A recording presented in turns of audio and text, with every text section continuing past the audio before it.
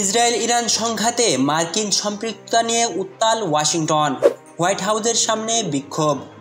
Israel Iran সংঘাত নিয়ে উত্তেজনায় আগুন ছড়িয়ে পড়েছে এবার যুক্তরাষ্ট্রেও।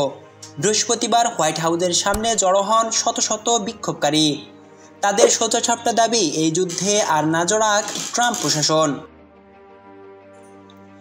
ইরানে ইসরায়েলি বোমা হামলার বর্বরতা আর যুক্তরাষ্ট্রের কোটি কোটি ডলারের সামরিক সহায়তা, সে বর্বরতা আরও ভয়ঙ্কর হয়ে উঠেছে।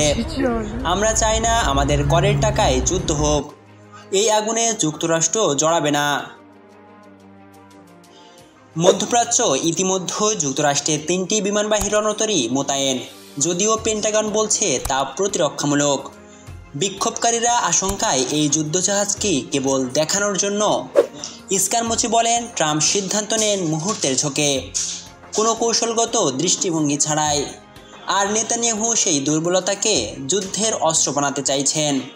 মোহাম্মদ সাদিক, ঢাকা ভয়েস।